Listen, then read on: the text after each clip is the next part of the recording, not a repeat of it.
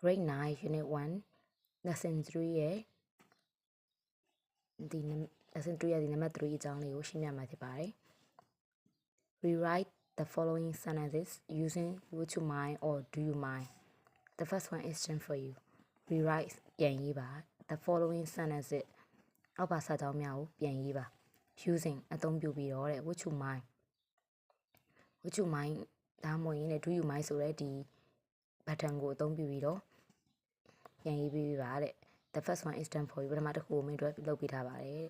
Number 1 can I smoke here can I smoke here ငါဒီနေရာမှာစရိတ်တောက်လို့ရလားတဲ့ဆိုတော့စရိတ်တောက်နိုင်လားပေါ့ဒါဆိုရင်ဒီမေးခွန်းကိုကြည့်ကြအဖြစ်ဒီမေးခွန်းက asking for permission ပေါ့ခွင့်ပြုချက်အတွက်တောင်းဆိုထားတာဒီနေရာမှာစရိတ်တောက်ချင်လို့သူကဒီနေရာမှာစရိတ်တောက်ချင်တာအဲ့ဒီတော့စရိတ်တောက်လို့ရမလားဆိုပြီးတော့ခွင့်ပြုချက်တောင်းထားတာပေါ့နော်အဲ့ဒါကိုဒီသင်ခန်းစာ would you mind do you mind နဲ့ဘယ်လိုပြင်ဖြေမလဲဆိုရင် asking for permission အတွက်ဆိုရင်ဖြေရမယ့်ပုံစံက would you mind if ပုံစံနဲ့ဖြေရမယ်ပေါ့နော်သတိထားမှာ would you mind if နောက်မှာ if ရဲ့နောက်မှာ clause လိုက်မယ် subject verb လိုက်မယ်လိုက်ရမယ့် verb က past tense ဖြေရမယ် verb to ဖြေရမယ်ပေါ့နော်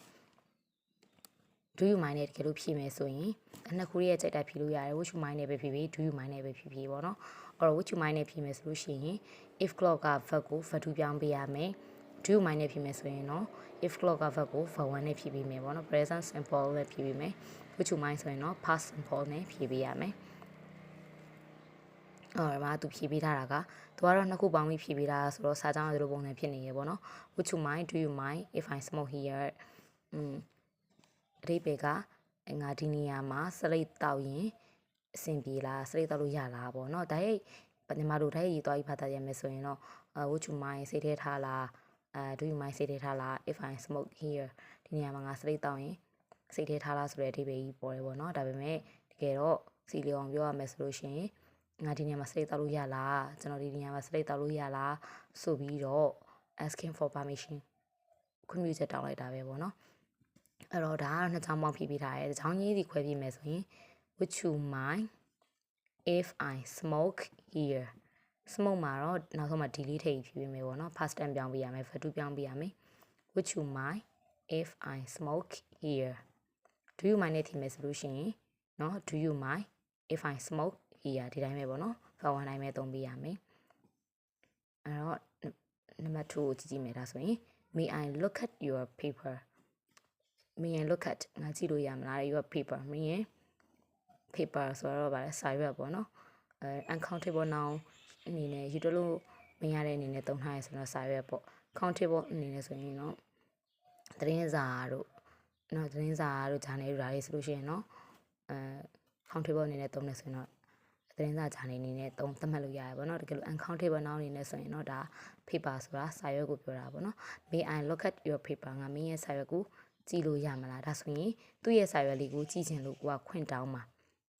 ဒါဆိုရင်အဲ့ဒါကိုဘာနဲ့သုံးမလဲ would you mind ဒါမှမဟုတ် do you mind နဲ့သုံးမယ်အရင်ဆုံး would you mind နဲ့သုံးပြီးဖြည့်ကြည့်မယ် would you mind ဘာလိုက်မှာလဲ if would you mind လို့ရမလားအဲ့တော့နောက်က would you mind ပြီးရင် if လိုက်ပြီးသွားရင်နောက်ကဘာလိုက်မလဲ subject ကဘယ်သူကလုပ်ချင်တာလဲဆိုတော့ကိုကလုပ်ချင်တာဆိုတော့ဘာသုံးမလဲ I would you mind would you mind if I look at your paper မင်းရဲ့စာရွက်ကိုငါကြည့်ရင်ရမလားပေါ့ဒီမှာတော့ look ရဲ့နောက်မှာပေါင်းပြရမယ်ဆိုရင် ed ပေါင်းပြရမယ် would you mind နဲ့ဖြေလို့ပေါ့နော် would you mind if နဲ့ဖြေမယ်ဆိုရင် verb ကို verb to ပြောင်းပြရမယ် would you mind if မြေရောဖြုတ်ခဲ့မယ်ပေါ့မိပြန်ထည့်ဆရာမလို့တော့ဘောနော်ရှေ့မှာ would you mind ပါပြီးသားဆို would you mind if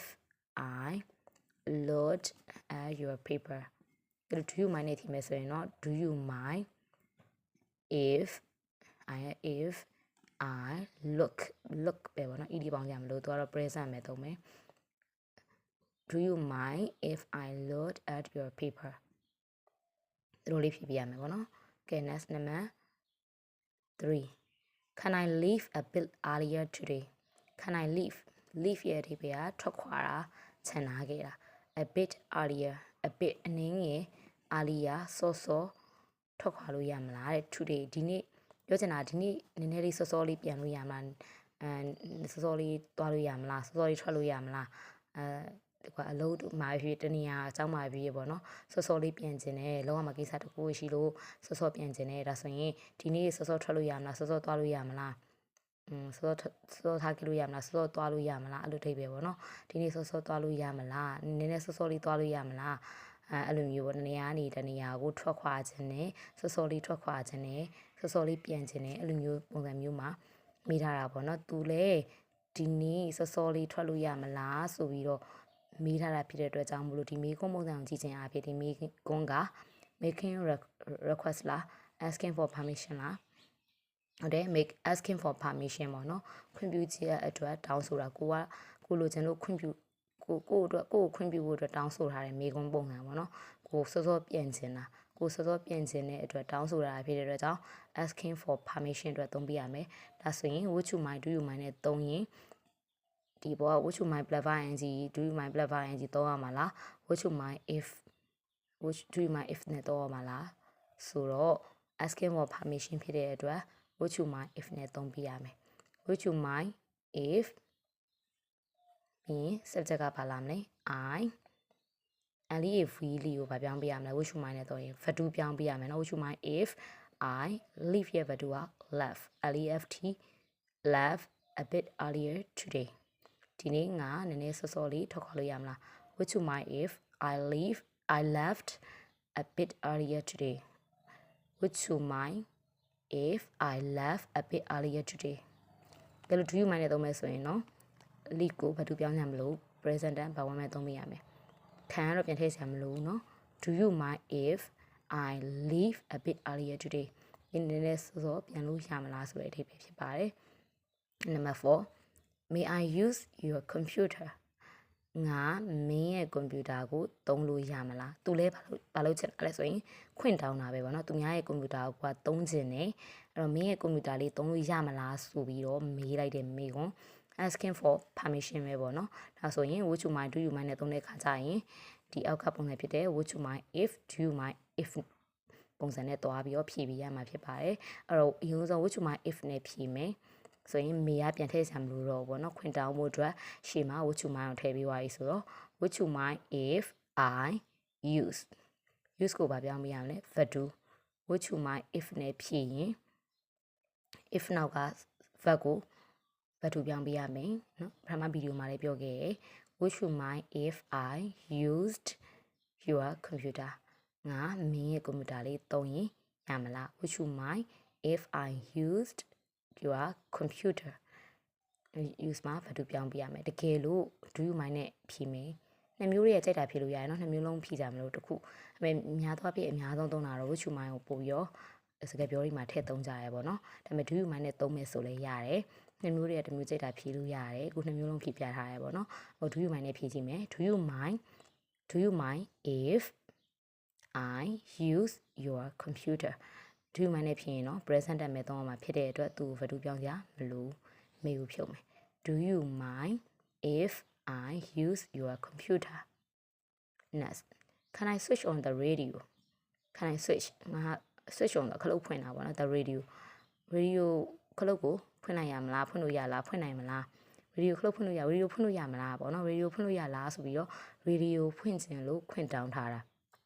ဟိုကလုပ်ချင်လို့ခွင့်တောင်းထားတာဒါဆိုရင် asking for permission တော့မှာ would you mind if do you mind if နဲ့သုံးပြရမယ်။ရုံးဆုံး would you mind if နဲ့သုံးမယ်။အဲ့တော့ခံကပြန်ထည့်စရာမလိုတော့ဘူး။ would you mind if I switch ကိုပါပြောင်းပြရမယ်။ value switch switch on the radio ဖြစ်မယ်။ do you mind နဲ့ဖြစ်ရင် do you mind if I switch ကို ed ပေါင်းစရာမလို value ပြောင်းစရာမလို do you mind if ရဲ့နောက်မှာက verb 1မဲ့သုံးပြရမယ်။ do you mind if I switch on the radioဒါဆိုရင်ဒီအဖြေလေးတွေကိုတိကျပြန်ရေးပြီးတော့ပြန်ရေးပြပေးမယ်ပေါ့နော်အဖြေပြန်လုပ်ပေးပါမယ်ဒါကတော့ခုနနံပါတ်3ရဲ့နံပါတ်3အတွက်အဖြေလေးပြန်ရေးပေးထားတာဖြစ်ပါတယ်ရှင် would you mind do you mind နှစ်ခုလုံးအတွက်ဖြေပေးထားတယ်ဟိုကတော့အဆင်ပြေရဖြေလို့ရတယ် would you mind မဲ့33 do you mind မဲ့33နှစ်ခုတည်းကကြက်ရသုံးလို့ရတယ်ကြက်ရရေးလို့ရတယ်ပေါ့နော်အမေသတိထားမှာက would you mind သုံးရင် verb ကို past tense verb 2သုံးပြီးတော့ do you mind သုံးရင်တော့ verb ကို present tense သုံးပေးရမယ်ပေါ့နော် do you mind ရဲ့နောက်မှာ verb past tense verb 2သုံးရင်ရောရလားဆိုတော့ပုံမှန်အားဖြင့်ဆိုရင်တော့ရတယ်ဆိုပေမဲ့အများသုံးပေါ့နော်ပို့ပြီးတော့ရင်းကြီးဖြစ်တာကတော့ပို့ polite ဖြစ်တယ်အများသုံးကတော့ဒီ do you mind if ရဲ့နောက်မှာက verb 1ပဲသုံးရမယ်ပေါ့နော်အဲ့တော့ဒီမှာအကုန်လုံးကို would you mind if ရဲ့နောက်မှာလိုက်တဲ့ clause က verb ကို verb 2သုံးထားပြီးတော့ do you mind if ရဲ့နောက်ကလိုက်တဲ့ clause ရဲ့ verb ကိုကြတော့ verb 1သုံးပြီးထားတယ်သုံးရမယ်ပေါ့နော်အဲ့တော့ဒီမှာနမူနာဖြေလေးရေးပြီးထားပါတယ်ရှင်အော်နားမလဲရရှင်ပြန်မေးထားလို့ရခဲ့ပါတယ်comment မှာတခုရေးခဲ့ပေါ့နော်